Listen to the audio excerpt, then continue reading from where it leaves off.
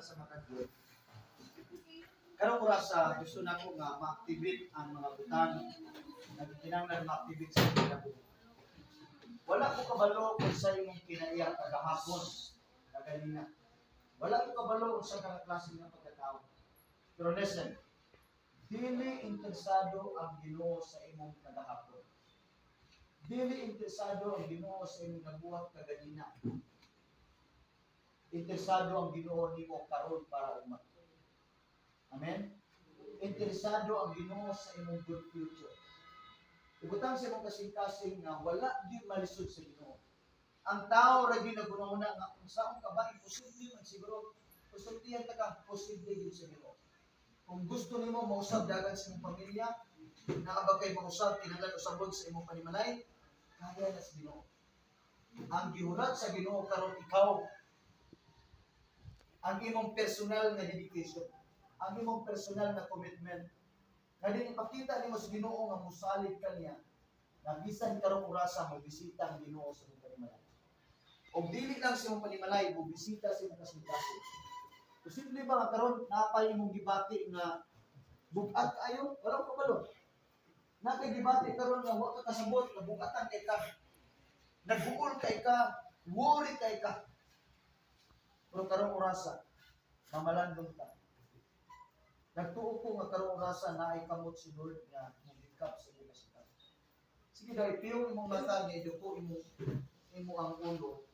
Let's have a reflection, just a short moment na pwede i-recollect nimo ang imong nahitabo and then karon tagaan nimo comparison. Nagkaroon di kinahanglan isip na nimo imong self. Itong kagahapon, dili na interesado ang Ginoo. Tang-awon na dahil mo karon ang imong paradigma. Di karon ang moment, kung gikinahanglan nga magsubit ka sa Ginoo, na Lord, pasaylo ako. Lord, ako kung pagkulang mo. Lord, nagmaluya ko. Lord, tabangi ko. Now, karong orasan, di-challenge na ko ka, ikaw karon, ikaw manaan nga pagbati. Kitang tanan, kinahanglan ka og humility sa Ginoo. Nangandoy ta og promise land. Ang promise land sa Ginoo nimo possible nga nasa unahan.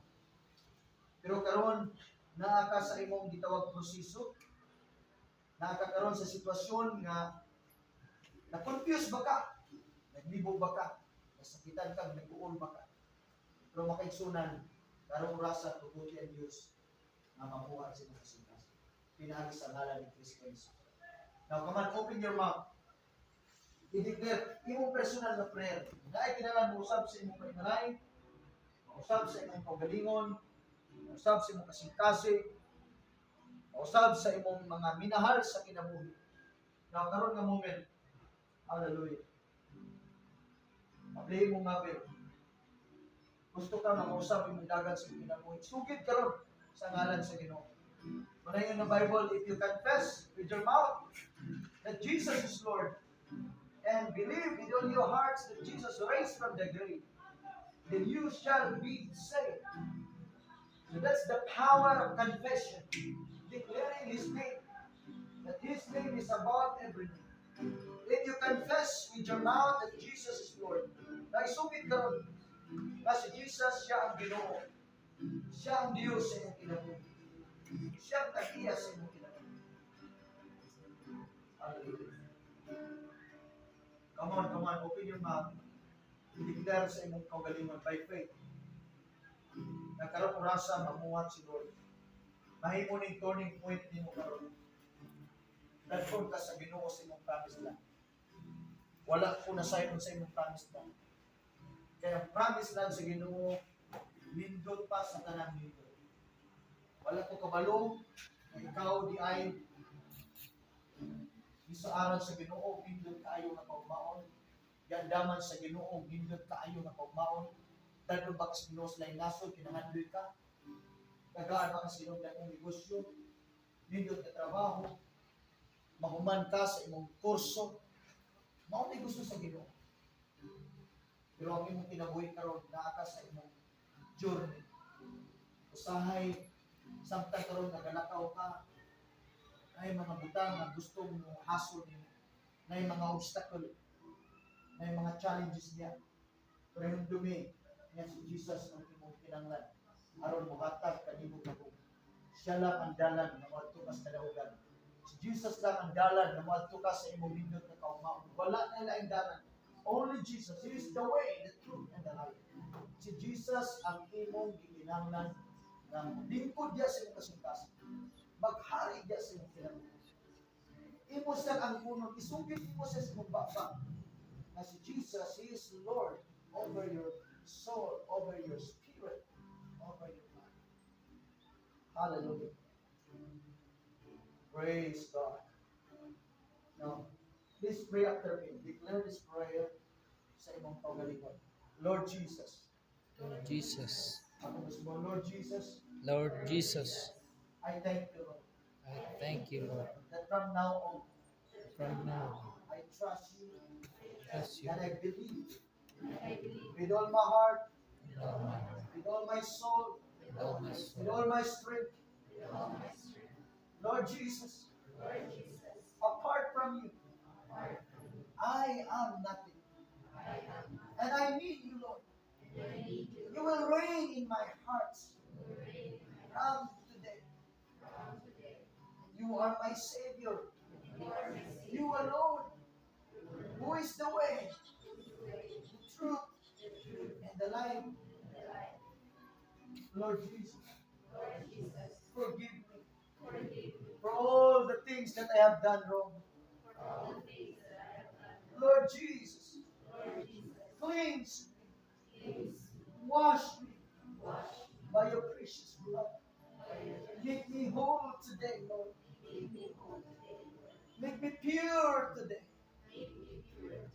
I am a new creature today, according to your words. Lord Jesus, I believe in you, and I receive my promised land that you have set before me. Thank you, Lord, for your promises. Thank you for your words. Lord, I love you and I trust you.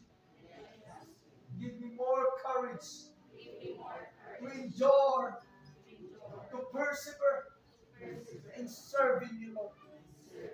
No matter what situation looks like that I am facing right now, but I will trust you and I will worship you and I will serve you. The devil has no power against me. From today, all the plans of the enemies will not succeed over my life because I am sealed by the Spirit of the living God. I am redeemed by the blood of Jesus. And I am saved. I am forgiven. I am blessed. And I am a child of the living God. Lord Jesus, thank you. Thank you. I am your child. I belong to you, Lord. You are my Savior. You are my God. And you are my all in all. Naman, pasalamatin Ginoo. Naman, opinion mo at sige personal na prayer. Lord, thank you, Jesus. Salamat, Lord.